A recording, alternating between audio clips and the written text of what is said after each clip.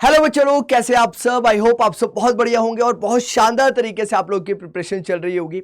लेकर आया हूं कुछ ऐसे टॉपिक्स जो कि मस्ट टू डू हैं और आप लोगों को ये टॉपिक जरूर करने चाहिए अगर आप लोग अपने बोर्ड्स एग्जाम के अंदर बहुत अच्छा स्कोर करना चाहते हैं। क्यों करने चाहिए सर?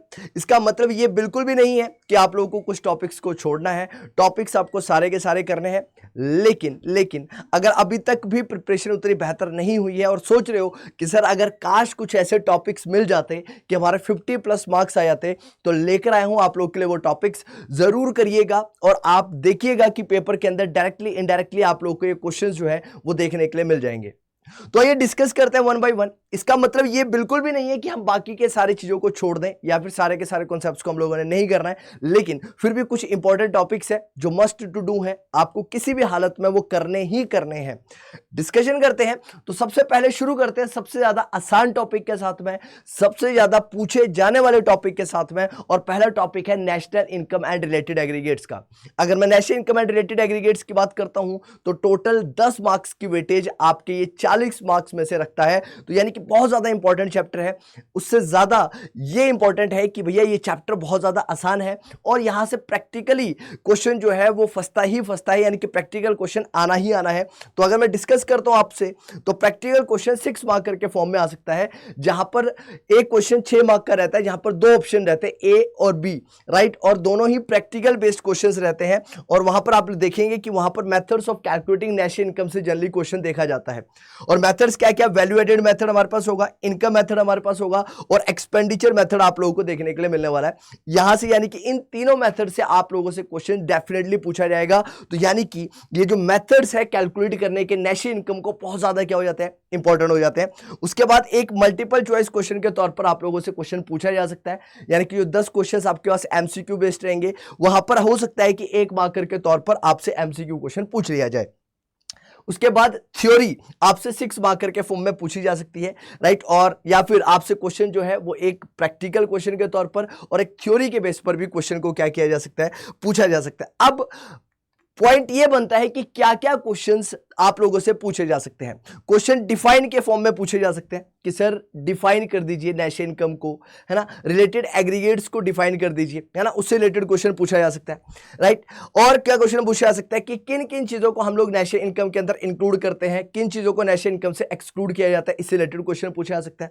फैक्टर इनकम और ट्रांसफर इनकम से क्वेश्चन पूछा जा सकता है कि फैक्टर इनकम और ट्रांसफर इनकम में बेसिकली डिफरेंस क्या है, या फैक्टर इनकम के अंदर कौन कौन सी इनकम को हम लोग जनरली इंक्लूड करते हैं, कौन सी इनकम ट्रांसफर इनकम है, कौन सी फैक्टर इनकम है, उससे रिलेटेड क्वेश्चन हो सकता है। इंटरमीडिएट गुड्स और फाइनल गुड्स के बीच से क्वेश्चन पूछा जा सकता है और इन्वेस्टमेंट से आप लोगों से क्वेश्चन देखने को मिल सकता है आपके एग्जाम के अंदर, राइट। ये तो बात थी हमारी किसकी, पहली यूनिट की, जो थी हमारी national income and related aggregate. बात करते हैं दूसरी यूनिट से, मनी एंड बैंकिंग। सबसे ज्यादा आसान और सबसे ज्यादा स्कोरिंग है। अगर आप लोगों ने राइट इस यूनिट को नहीं किया है तो आप बिलीव करिएगा कि आप बहुत इजी मार्क्स जो है वो छोड़ने वाले हैं। इस यूनिट को बिल्कुल तैयार करिएगा। सबसे पहले ये चेक करते हैं कि क्वेश्चन कैसे पूछे जा सकते हैं, एमसीक्यू के फॉर्म में और थ्योरी के बेस पर क्वेश्चन यहां पर पूछा जा सकता है। प्रैक्टिकल के बेस पर भी जनरली क्वेश्चन आता है मनी क्रिएशन से, राइट। लेकिन अगर मैं बात करता हूं एमसीक्यू मल्टीपल चॉइस क्वेश्चन के तौर पर 2 क्वेश्चन आपसे पूछे जा सकते हैं, थ्योरी के बेस पर 4 क्वेश्चन आप लोगों से पूछे जा सकते हैं। और क्या क्या पूछा जा सकता है थ्योरी के अंदर, functions of the central bank से आप लोगों से क्वेश्चन पूछा जा सकता है। मॉनेटरी पॉलिसी से क्वेश्चन डेफिनेटली आप लोग को देखने के लिए मिलने वाला है, चाहे वो रेपो रेट हो, चाहे रिवर्स रेपो रेट हो, चाहे एसएलआर हो, सीआरआर हो या फिर एलआरआर हो। मनी सप्लाई से आपसे क्वेश्चन पूछा जा सकता है और मनी क्रिएशन से क्वेश्चन आपके एग्जाम के अंदर जो आपका मनी एंड बैंकिंग यूनिट है इससे पूछा जा सकता है। तो मनी एंड बैंकिंग आसान यूनिट है, जरूर करिएगा और इन टॉपिक्स को प्रायोरिटी बेसिस पर रिवाइज करिएगा। अगर ये क्वेश्चंस कर भी लिए हैं तो फिर भी एक बार करिएगा ताकि गलती की गुंजाइश बिल्कुल ना के बराबर हो जाए।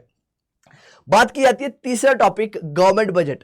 गवर्नमेंट बजट से आने वाला है 6 मार्क्स के क्वेश्चंस। कितने आने वाले? 6 मार्क्स के क्वेश्चन आने वाले हैं। और कैसे पूछा जा सकता है? एमसीक्यू बेस्ड एक क्वेश्चन पूछा जा सकता है, या फिर हो सकता है डायरेक्टली थ्योरी बेस्ड क्वेश्चन ही आपसे 6 मार्क्स के तौर पर पूछ लिया जाए, या फिर प्रैक्टिकल और थ्योरी 3 मार्क्स के फॉर्म में आप लोगों से पूछ लिया जाए। और क्वेश्चन कहां से आ सकता है? ऑब्जेक्टिव्स ऑफ द बजट, है ना। ऑब्जेक्टिव ऑफ द बजट के ऑब्जेक्टिव क्या? Basically growth with stability. ये 2 ऑब्जेक्टिव होते हैं, 2 फोल्ड ऑब्जेक्टिव होते हैं हमारे बजट के, ग्रोथ के साथ साथ स्टेबिलिटी को अचीव अचीव करना, और ग्रोथ के क्या क्या कंपोनेंट थे, है ना। जैसे कि हम लोगों ने पढ़ा था, चैप्टर्स के अंदर भी काफी ज्यादा डिटेल्स में डिस्कशन इसके बारे में करी है कि ग्रोथ कैसे अचीव की जाती है, स्टेबिलिटी किस तरह से अचीव की जा सकती है, तो वहां से डायरेक्टली क्वेश्चन पूछा जा सकता है। रेवेन्यू रिसीट, कैपिटल रिसीट से क्वेश्चन हो सकता है। रेवेन्यू एक्सपेंडिचर, कैपिटल एक्सपेंडिचर से आप लोगों से क्वेश्चन पूछा जा सकता है। टैक्स रिसीट और नॉन टैक्स रिसीट से आप लोगों से क्वेश्चन पूछा जा सकता है। जैसे कि आपसे पूछा जा सकता है कि सेल्फ असेसमेंट क्या होती है, आपसे पूछा जा सकता है इस चीट क्या होती है, राइट। इस तरह से क्वेश्चन पूछे जा सकते हैं आप लोगों के आपके पेपर के अंदर। तो ये टॉपिक्स प्रायोरिटी बेसिस पर आप लोगों ने जरूर करने हैं, यानी कि आपने पूरा का पूरा बजट चैप्टर पढ़ना है, अच्छी बात है, लेकिन थोड़ा समय को भी ध्यान रखते हुए अगर हम लोग चलें तो ये इंपॉर्टेंट टॉपिक्स हो जाते हैं आपके एग्जाम पर्सपेक्टिव से। फोर्थ यूनिट की अगर मैं बात करता हूं तो हमारे पास है फॉरेन एक्सचेंज रेट, जो कि 6 मार्क के फॉर्म में आपसे क्वेश्चन पूछे जा सकते हैं, यानी कि इस चैप्टर की वेटेज जो है वो 6 मार्क्स की है। अगर मैं यहां से बात करूं तो एमसीक्यू बेस्ड क्वेश्चन 3 पूछे जा सकते हैं इसके अंदर से, या फिर थ्योरी बेस्ड क्वेश्चन जो है वो आपसे 6 मार्क्स के पूछे जा सकते हैं। और क्या क्या क्वेश्चंस पूछे जा सकते हैं, इंपॉर्टेंट क्या है, तो इस चैप्टर के अंदर जो इंपॉर्टेंट बन जाता है वो बन जाता है, एक तो ऑटोनॉमस आइटम्स क्या होती है, अकोमोडेटिंग आइटम्स क्या होती है, बिलो द लाइन आइटम्स और अबव द लाइन आइटम्स किसे बोला जाता है, बैलेंस ऑफ ट्रेड और बैलेंस ऑफ पेमेंट के बीच में क्या डिफरेंस है, करंट अकाउंट, कैपिटल अकाउंट और ऑफिशियल रिजर्व अकाउंट के बीच में क्या डिफरेंस होता है, करंट अकाउंट के अंदर हम कौन कौन से ट्रांजेक्शन्स को रिकॉर्ड करते हैं, विजिबल ट्रेड क्या होता है, बैलेंस ऑफ ट्रेड क्या होता है, राइट, और इनविजिबल ट्रेड क्या है ना। और इनविजिबल ट्रेड के अंदर हम किस किस चीज को इंक्लूड करते हैं, जैसे कि फैक्टर सर्विसेज उसके अंदर इंक्लूड होती है, राइट, नॉन फैक्टर सर्विसेज उसके अंदर इंक्लूड होती है, करंट ट्रांसफर्स को हम लोग उसके अंदर इंक्लूड करते हैं, इनका मतलब क्या होते हैं, यहां से ये क्वेश्चंस आप लोगों से बन सकता है 6 मार्कर के फॉर्म में। 6 मार्कर की इस पूरे के पूरे चैप्टर की आप लोग के लिए वेटेज है, तो इस चीज को जरूर कंसिडर करिएगा। नेक्स्ट हम लोग बात करते हैं इंडियन इकोनॉमी की। अब आप लोग बोलेंगे सर इनकम एंड एम्प्लॉयमेंट वाला तो आपने छोड़ दिया, लेकिन इनकम एंड एम्प्लॉयमेंट लास्ट में मैं आप लोगों को बताऊंगा कि उसकी वेटेज क्या है और उससे क्या करना है, यानी कि कौन सा टॉपिक उसमें से जरूर जरूर जरूर आप लोगों ने पढ़ना है। ये जरूर टॉपिक्स हैं जो आपको करने ही करने चाहिए अगर आप लोग अच्छे मार्क्स स्कोर करना चाहते हैं, यानी कि अभी तक प्रिपरेशन नहीं करिए लेकिन फिर भी सोच रहे हो कि सर अच्छे नंबर आ जाए, तो ये टॉपिक जरूर करिए। उसके बाद बात करते हैं इंडियन इकोनॉमिक की। पहली यूनिट की बात की जाए 12 मार्क्स, और पहली यूनिट के अंदर 3 चैप्टर्स को बेसिकली रखा जाता है, और क्वेश्चंस एमसीक्यू बेस्ड क्वेश्चंस 1 पूछा जा सकता है, और थ्योरी बेस्ड क्वेश्चन 3 मार्कर और 6 मार्कर के फॉर्म में यहां पर आ सकते हैं। और जनरली अगर मैं केस स्टडीज की बात करता हूं तो केस स्टडीज एग्जाम में आप लोगों को 6 मार्कर के तौर पर इसी यूनिट से, यानी कि आपकी इंडियन इकोनॉमिक डेवलपमेंट से ही देखने के लिए मिलती है। चैप्टर 1 की बात करें तो चैप्टर 1 के अंदर क्या क्या इंपॉर्टेंट टॉपिक्स बन सकते हैं, जैसे कि कंट्रीब्यूशन इन इंडिया, ब्रिटिशर्स के द्वारा क्या क्या इंडिया के अंदर कंट्रीब्यूशन किया गया, जैसे रेलवे के अंदर रेलवे दिया गया ब्रिटिशर्स के द्वारा, पोस्टल सर्विसेज दी गई, टेलीकम्युनिकेशन दिया गया, है ना, उसके बारे में आप लोगों से पूछा जा सकता है। डेट्स आप लोगों को इसके अंदर कुछ इंपॉर्टेंट डेट्स याद रखनी है, जैसे कि स्विस कैनाल कब आया था, है ना, कुछ डेट्स यहां पर आप लोगों को जरूर याद रखनी है। ऑब्जेक्टिव क्या था कॉलोनियल गवर्नमेंट का, यानी कि पहले चैप्टर के अंदर आपको याद रखना है कि why the colonial government basically did, right, और why the colonial government came to India, किस पर्सपेक्टिव से आई थी, ट्रेड के पर्सपेक्टिव से आई थी, लेकिन धीरे धीरे उनका ऑब्जेक्टिव क्या था कि to make India exporter of the raw material and importer of the finish goods, right. तो वो चीजें आप लोगों को पता होनी चाहिए क्या ऑब्जेक्टिव था, कैसे था। चैप्टर 2 की अगर मैं बात करता हूं तो चैप्टर 2 इंडियन इकोनॉमी 1950 टू 1990 के बारे में बात करता है, जिसके अंदर हमारे गोल्स आते हैं, यानी प्लानिंग कमीशन आएगा हमारा, इसके अंदर प्लानिंग कमीशन के गोल्स आएंगे, 4 गोल्स हमारे हैं, चारों गोलों को अच्छी तरह से आप लोगों ने पढ़ना है। उसके बाद बात करते हैं हम लोग इसकी इंफ्रास्ट्रक्चर की, एग्रीकल्चर की क्या रोल रहा, किस किस तरह से इसकी ग्रोथ हुई, राइट। उसके बाद 5 ईयर प्लान हमारे आए, पहला 5 ईयर प्लान किससे रिलेटेड था, हाई यील्ड वैरायटी सीड्स की क्या कमियां थी, क्या खासियत थी, किन किन स्टेट्स के अंदर अप्लाई किया गया, कौन सी स्टेट फेल होगी अप्लाई करने में, राइट। ये कुछ इंपॉर्टेंट टॉपिक्स आप लोगों को जरूर कर रहे हैं। चैप्टर 3 से अगर बात की जाए तो टॉपिक बनता है एलपीजी, और एलपीजी के तीनों के तीनों कंपोनेंट आप लोग को डिटेल में पढ़ने हैं, चाहे लिबरलाइजेशन है, प्राइवेटाइजेशन है, ग्लोबलाइजेशन है। तो लिबरलाइजेशन का मतलब क्या होता है, प्राइवेटाइजेशन का मतलब क्या है, ग्लोबलाइजेशन का मतलब क्या है, ये बहुत ज्यादा डिटेल में आप लोगों ने जरूर करना है।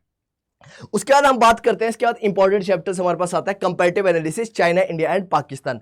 8 मार्क्स की आपकी पूरी की पूरी यूनिट है, और यहां से आपसे एमसीक्यू 2 या 3 एमसीक्यू यहां से पूछे जा सकते हैं, और थ्योरी बेस्ड अगर क्वेश्चन की बात करूं तो 6 मार्कर के तौर पर यहां पर थ्योरी आप लोगों से पूछी जा सकती है।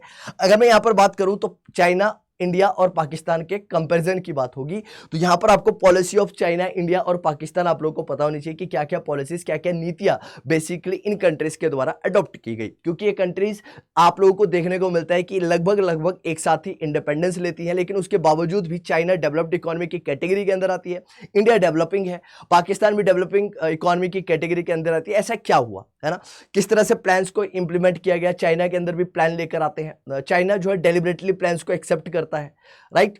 और वहीं पर अगर इंडिया की बात की जाए तो इंडिया को फोर्स किया जाता है प्लान्स को एक्सेप्ट करने के लिए। चाइना, पाकिस्तान जो है वो इंडिया के रेफरेंस में ही मिड टर्म प्लान्स लेकर आता है, उसके बारे में डिस्कशन करेंगे। डेट्स यहां पर आप लोगों को याद करने की जरूरत नहीं है, डेट्स कुछ ही डेट आप लोगों को जरूर यहां पर याद करनी पड़ेगी, है ना। और लेकिन आपको डाटा यहां पर रिमेंबर करने की जरूरत नहीं है, लेकिन कंपैरिजन करने के लिए आपको जीडीपी, जैसे कि GDP per capita income, India के अंदर पर कैपिटा इनकम कितनी थी, राइट, चाइना के अंदर पर कैपिटा इनकम कितनी है, पाकिस्तान के अंदर कितनी थी, उसके बारे में यहां पर थोड़ा सा आप लोगों को आइडिया जरूर होना चाहिए। अगर आप डाटा के साथ चीजों को रिप्रेजेंट करेंगे तो आपके मार्क्स के इंक्रीज होने की प्रोबेबिलिटी थोड़ी सी ज्यादा हो जाएगी। इसके बाद अगर मैं आप लोगों से बात करता हूं लास्ट टॉपिक, और इनकम डिटर्मिनेशन या फिर इनकम एंड एम्प्लॉयमेंट डिटर्मिनेशन आप लोग इसे बोल सकते हैं, राइट। इस चैप्टर से आप लोगों को क्या करना है, सिर्फ और सिर्फ प्रैक्टिकल करिएगा। और प्रैक्टिकल के अंदर अगर मैं बात करता हूं तो प्रैक्टिकल के अंदर आपने जैसे इन्वेस्टमेंट मल्टीप्लायर से रिलेटेड क्वेश्चंस को करना है, इक्विलिब्रियम किस तरह से अचीव होगा, और कंजप्शन और सेविंग फंक्शंस के बीच में बेसिकली क्या रिलेशन होता है, खासकर ये वाला टॉपिक आपने जरूर करना है, चाहे वो एवरेज प्रोपेंसिटी टू कंज्यूम हो, चाहे वो आप लोग की मार्जिनल प्रोपेंसिटी टू कंज्यूम हो, चाहे मार्जिनल प्रोपेंसिटी टू सेव है, चाहे एवरेज प्रोपेंसिटी टू सेव है। इससे रिलेटेड चीजों को आपको जरूर जरूर जरूर करना चाहिए अगर आप लोग अच्छा स्कोर करना चाहते हैं अपने इकोनॉमिक्स के पेपर के अंदर। तो ये कुछ इंपॉर्टेंट टॉपिक्स है जो कि मस्ट टू डू है, और आप लोग जरूर जरूर जरूर इस टॉपिक्स को करेंगे ताकि आप ज्यादा से ज्यादा स्कोर अपने एग्जाम के अंदर कर सके। और आशा करता हूं कि आपको ये वीडियो बहुत अच्छी लगी होगी, और इसी तरह की वीडियो के लिए बने रहिए कॉमर्स अड्डा चैनल के साथ। तो मिलते हैं आप लोगों से अगली वीडियो में, तब तक के लिए जय हिंद।